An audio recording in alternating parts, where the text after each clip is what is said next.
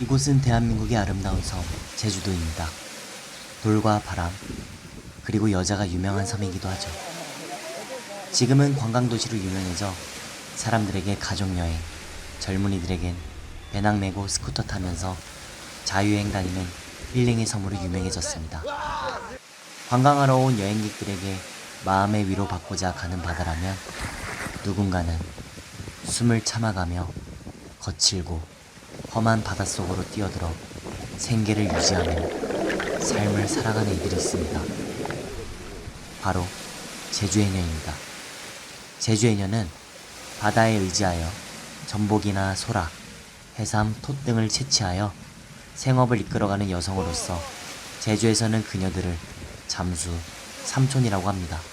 해녀들은 제주 사람들의 삶과 역사를 같이 했으며 이들이 하는 일을 물질이라고 합니다. 해녀들은 잠수한 후 물 위로 나와 숨을 고를 때 내는 소리를 숨빗소리라 합니다.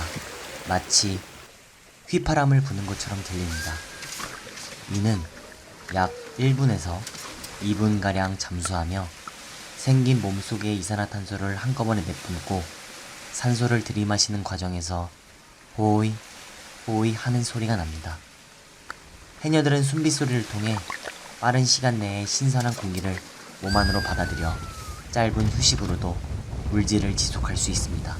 물질 기술은 오랜 시간의 수련과 경험을 통해 얻어지는 기술로 보통 8살 때부터 마을의 얕은 바다에서 헤엄과 잠수를 익혀 15세 무렵에 애기 해녀가 됩니다.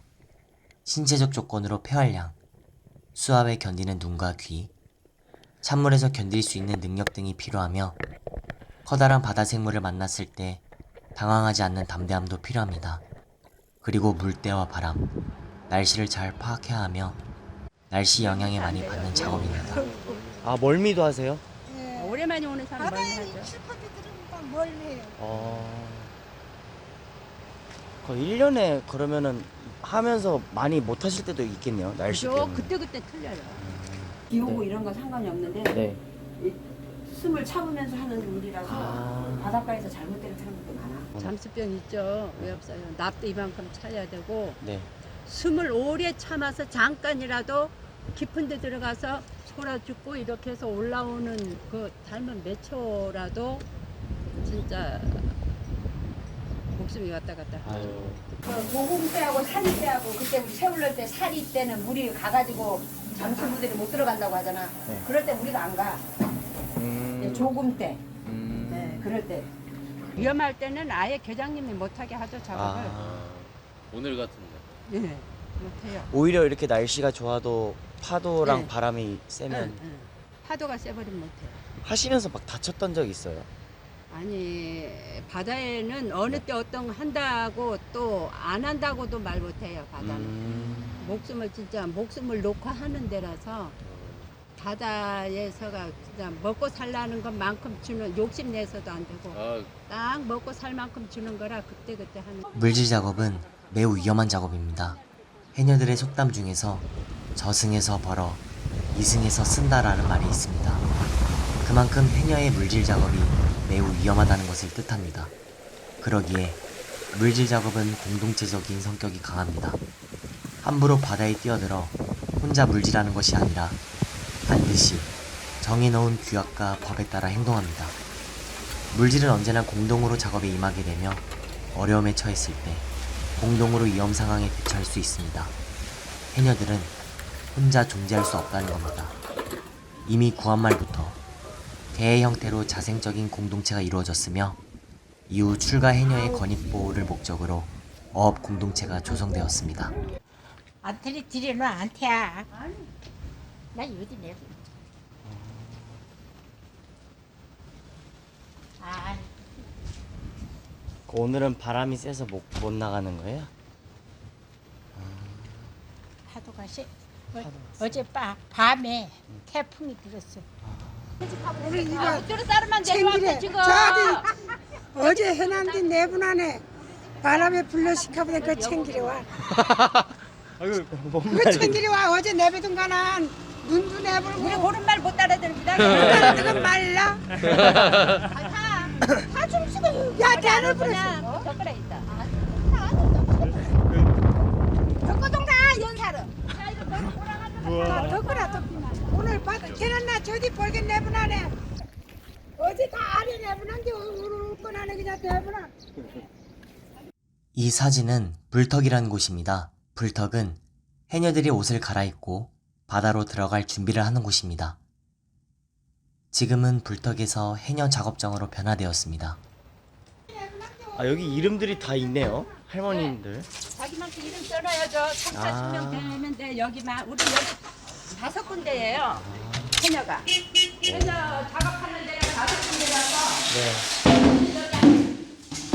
40명 되거든요. 해녀 작업장은 물질 나가기 전 불을 쬐며 물질 작업에 대해 이야기를 나누는 공간입니다.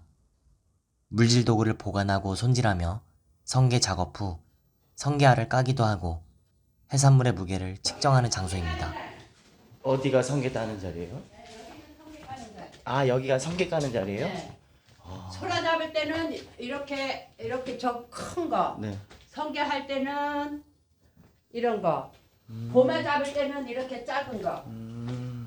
해녀들에게도 위계 질서가 잡혀 있습니다. 해녀들은 연령과 물질 기량, 덕성에 따라 상군, 중군, 하군으로 나뉘며 불턱에서도 해녀 지위에 따라 자리가 정해지는 등 엄격한 위계 질서를 가지고 있다 합니다. 연장자의 의견을 존중하는 전통을 가지고 있으며 우더르는 그만큼 해녀 사회의 기감이 된다고 합니다.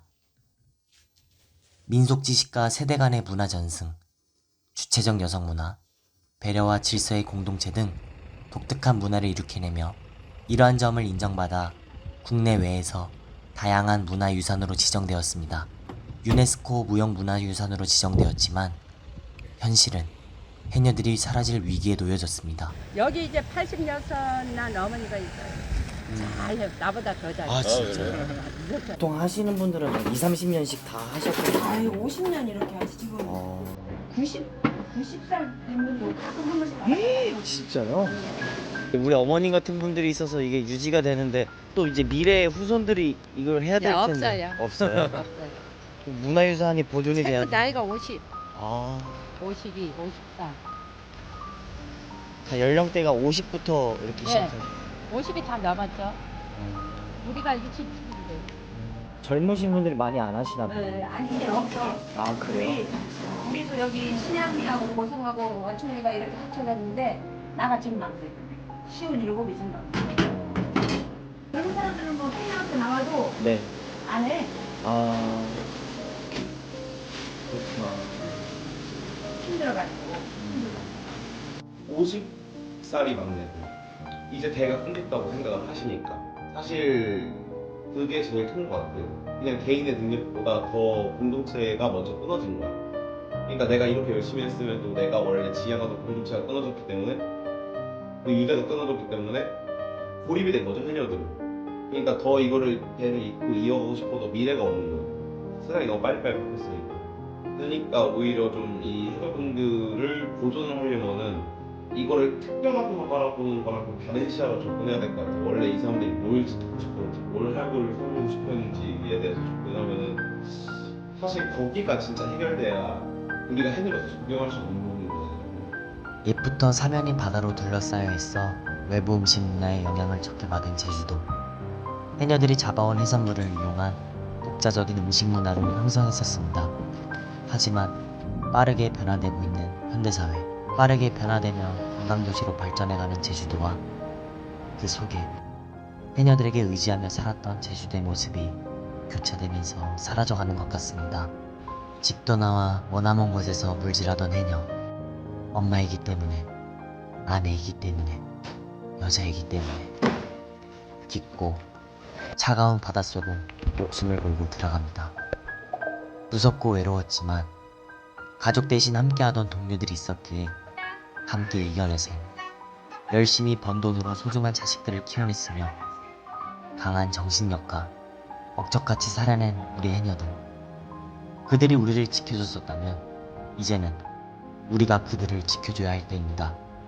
우리 문화를 잘 보존하고 전승하면서 해녀 문화가 더욱더 번성하도록 그녀들의 헌신과 섬김이 헛되이 되지 않게 앞으로도 그들을 볼 수 있기를 소망합니다.